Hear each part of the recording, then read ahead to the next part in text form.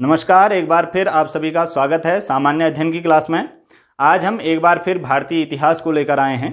भारतीय इतिहास में इससे पहले हमने हड़प्पा सभ्यता का अध्ययन किया था और हड़प्पा सभ्यता की बहुत सारी विशेषताएं आप तक पहुंचाई थी और एक वीडियोज में हड़प्पा सभ्यता से संबंधित जो प्रतियोगी परीक्षाओं में कॉम्पिटिटिव एग्जाम में प्रश्न पूछे जाते हैं, किस प्रकार के प्रश्न आते हैं, यह भी आपको बताया था।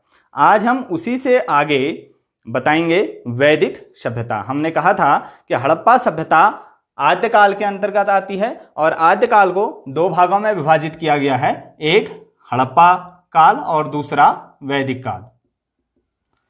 तो हड़प्पा काल हमारा पूरा हो चुका है, आज हम वैदिक काल को शुरू करेंगे। वैदिक काल अर्थात वैदिक सभ्यता या इसी को कहते हैं आर्य सभ्यता भी कहा जाता है। इसमें शब्द आया है आर्य। आर्य से क्या तात्पर्य है?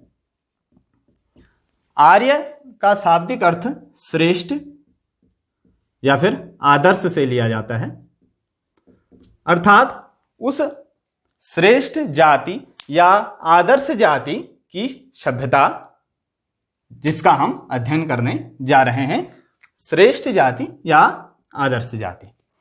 तो भारत का इतिहास हम पढ़ते हैं तो कहा जाता है कि भारतीय इतिहास एक प्रकार से आर्यों का ही इतिहास है।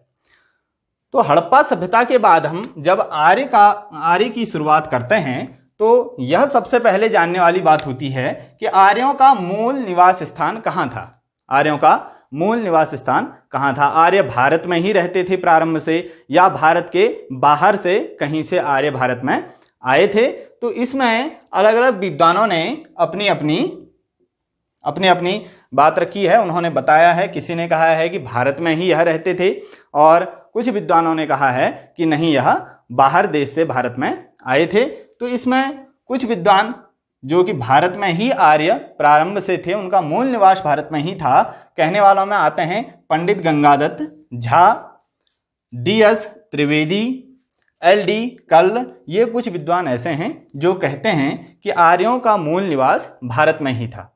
पंडित गंगादत्त झा का कहना है कि महर्षि देश में ही आर्य निवास करते थे। वहीं DS त्रिवेदी का कहना है कि देविका, मुल्तान स्थित देविका में आर्य का मूल निवास स्थान है। वहीं LD कल्ल इनका कहना है कि कश्मीर व हिमालय क्षेत्र में जो है आर्यों का मूल निवास स्थान है, अर्थात भारत में आर्यों का मूल निवास स्थान था। परंतु इस बात का अनेक विद्वान खंडन करते हैं कि भारत में ही आर्यों का मूल निवास स्थान था। क्यों करते हैं?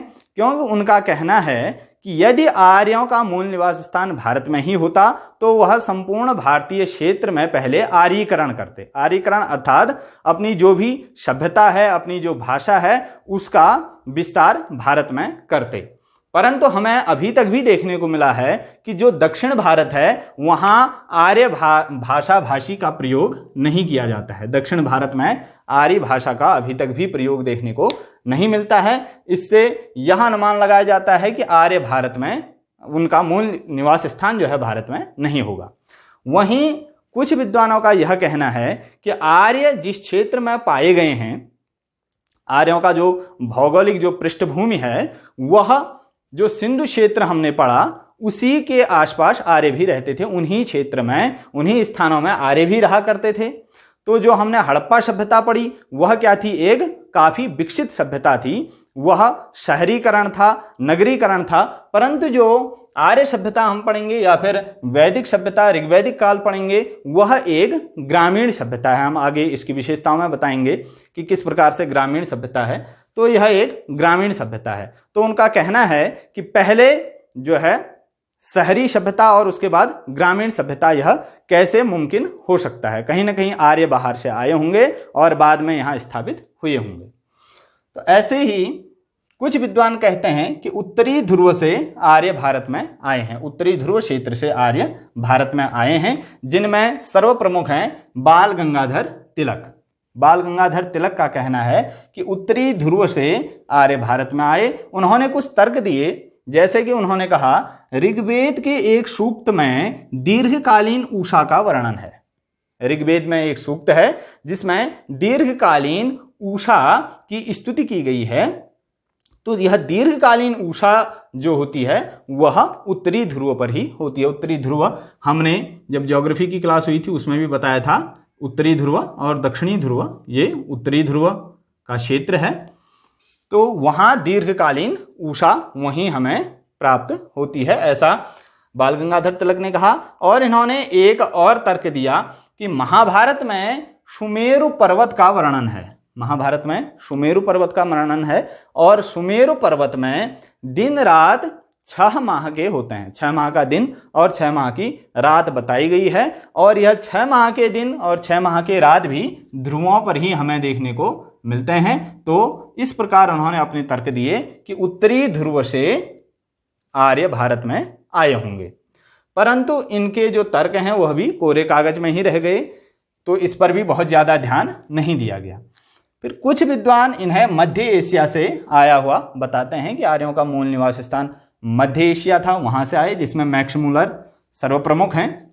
वहीं दयानंद सरस्वती कहते हैं कि आर्य तिब्बत से आए, और विलियम जोन्स कहते हैं कि आर्य यूरोप से आए, और वहीं डॉक्टर संपूर्णानंद का कहना है कि आल्पस पर्वत के पूर्व में यूरोशिया के निकट से आर्य भारत आए हैं। उनका निवास स्थान, मूल स्थान पहले आल्पस पर्वत के पूर्व में यूरोशिया के निकट था। वहीं मेयर, कीथ, ओल्डनबर्ग, इन विद्वानों का कहना है कि आर्यों का जो मूल निवास स्थान था वह पामीर का पठार था। तो इस प्रकार कई विद्वान अपने अपने तर्क देते हैं और आर्यों का अलग अलग मूल स्थान बताते हैं। अब बात आती है कि हमें आर्यों की जानकारी कहाँ से प्राप्त होती है, कौन सा ऐसा साहित्य है जहाँ से हमें आर्यों की जानकारी प्राप्त होती है। तो भारत में आर्यों की जानकारी ऋग्वेद में मिलती है, ऋग्वेद में आर्यों की जानकारी हमें मिलती है, जिसमें आर्य शब्द का उल्लेख 33 बार है, 33 बार आर्य शब्द का उल्लेख 33 बार हमें मिलता है, और वहीं कुछ पुस्तकों में 36 बार भी कहा गया है। तो 33 या 36 बार आर्यों का उल्लेख कहाँ है, ऋग्वेद में है।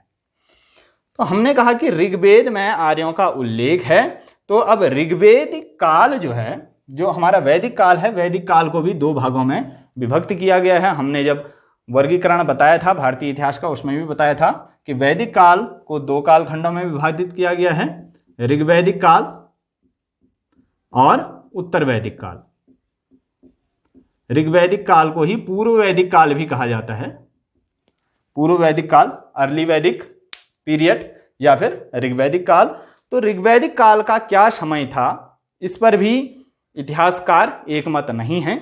मैक्स मूलर कहते हैं कि ऋग्वैदिक काल का जो समय है वह 1200 ईस्वी से 1200 ईस्वी पूर्व से 1000 ईस्वी पूर्व है। मैक्स मूलर का कहना है कि 1200 ईस्वी पूर्व से 1000 ईस्वी पूर्व तक ऋग्वैदिक काल का समय है। वहीं बाल गंगाधर तिलक कहते हैं कि 6000 ईस्वी पूर्व का जो समय है वह ऋग्वैदिक काल का है। और यह कई बार एग्जाम में पूछा भी जाता है कि ऋग्वैदिक काल का समय 6000 ईस्वी पूर्व कौन से विद्वान के द्वारा बताया गया है, तो यह तिलक के द्वारा बताया गया है, यह ध्यान में रखने वाली बात है। वहीं यदि हम कहें कि सर्वमान्य तिथि क्या है, तो सर्वमान्य जो है वह है 1500 ईस्वी पूर्व से 1000 ईस्वी पूर्व। यह भी हमने जब भारतीय इतिहास का वर्गीकरण किया था उसमें बताया था कि जो ऋग्वैदिक काल का समय है वह 1500 ईस्वी पूर्व से 1000 ईस्वी पूर्व तक है, यही सर्वमान्य इसका समय है। ऋग्वेद जो है हिंद यूरोपीय भाषाओं का सबसे प्राचीनतम और पवित्र ग्रंथ है। ऋग्वेद हिंद यूरोपीय भाषाओं का सबसे प्राचीनतम और पवित्र ग्रंथ है। वहीं यदि इस प्रकार से भी प्रश्न आए कि भारत का सबसे प्राचीनतम या पवित्र ग्रंथ कौन सा है, तो ऋग्वेद ही है। ऋग्वेद में 10 मंडल हैं, जिसमें से 2 से 7 मंडल की रचना पहले हो चुकी थी और पहला और 10वां मंडल अंत में जोड़ा गया था। यह इसकी प्रमुख जानकारी है। और इसके अतिरिक्त बहुत सारी जो जानकारी है ऋग्वेद के संबंध में, या उसके बाद यजुर्वेद, सामवेद, अथर्ववेद, यह हम आपको पहले ही जब भारतीय इतिहास प्राचीन इतिहास का स्रोत हमने पढ़ाया था, प्राचीन इतिहास के स्रोत में साहित्यिक स्रोत आपको बताए थे। तो साहित्यिक स्रोत के अंतर्गत ही हमने चारों वेदों के जो प्रमुख बातें हैं उनको बताई थी, तो वहां से आप देख सकते हैं इन चारों वेदों की क्या क्या प्रमुख विशेषताएं हैं। अब हम देखते हैं आर्यों का भौगोलिक पृष्ठभूमि। आर्यों की भौगोलिक पृष्ठभूमि क्या रही। पहले तो हमने मूल निवास स्थान देखा कि कहाँ से आर्य कहीं बाहर से भारत आए या फिर भारत में ही थे, अलग अलग विद्वानों ने अपने मत रखे। अब उनकी भौगोलिक पृष्ठभूमि क्या है, तो अनुमानतः आर्यों का प्रसार अफगानिस्तान से गंगा घाटी तक देखने को मिला है। जो हमें साक्ष्य मिले हैं उसमें यह पता चलता है कि आर्य अफगानिस्तान से गंगा घाटी तक के क्षेत्र में बसे हुए थे, जिसके अंतर्गत अफगानिस्तान, पाकिस्तान, पंजाब, राजस्थान, हरियाणा का ये क्षेत्र आता है। और आपको यह ध्यान आ रहा होगा कि यही क्षेत्र जो है वह हम हड़प्पा सभ्यता में भी पढ़ चुके हैं। जो हड़प्पा सभ्यता का क्षेत्र था वह भी लगभग यही था, अफगानिस्तान से गंगा घाटी के मध्य का। तो उसी क्षेत्र पर आकर बाद में आर्य बसे, यह अनुमान लगाया जाता है। और इसीलिए कुछ विद्वानों ने यह भी कहा है कि जब हमने हड़प्पा सभ्यता का पतन पढ़ा तो उसमें देखा कि कुछ विद्वानों का कहना था कि आर्यों के द्वारा हड़प्पा जो सभ्यता थी वहां के लोगों पर आक्रमण किया गया और हड़प्पा सभ्यता का विनाश किया गया और उसके बाद खुद उस स्थान पर स्थापित हो गए, ऐसा भी माना जाता है। ऋग्वेद में यत्र तत्र नदियों व पर्वतों का उल्लेख है। ऋग्वेद में हम देखते हैं कि बहुत सारी नदियों, हम पहले भी बता चुके हैं, 25 नदियों का लगभग यहाँ उल्लेख है और कुछ पर्वतों का भी उल्लेख है, जिसमें सबसे प्रमुख पर्वत हिमालय पर्वत की बात उसमें की गई है। और हिमालय पर्वत की एक महत्वपूर्ण चोटी का वर्णन है जिसका नाम है मूजवंत चोटी। और मूजवंत चोटी किस लिए प्रसिद्ध है? सोम के लिए प्रसिद्ध है। यह प्रश्न भी आ सकता है कि सोम के लिए कौन सी चोटी प्रसिद्ध है, तो मूजवंत चोटी, या फिर मूजवंत चोटी किस चीज के लिए प्रसिद्ध है, तो सोम के लिए प्रसिद्ध है।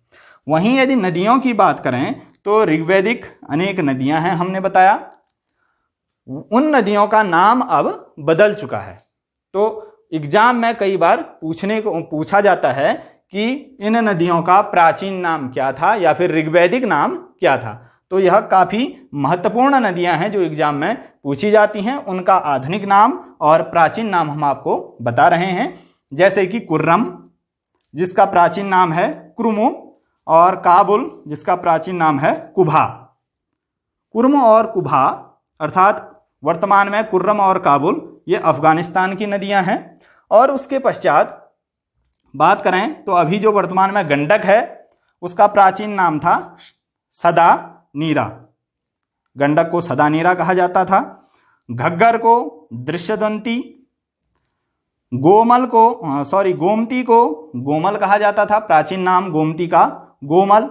और उसी प्रकार सोहन का प्राचीन नाम सुषोमा, सोहन का सुषोमा। इसके अतिरिक्त सिंधु नदी और उसकी कुछ सहायक नदियों के प्राचीन नाम जो एग्जाम में बहुत बार पूछे जाते हैं।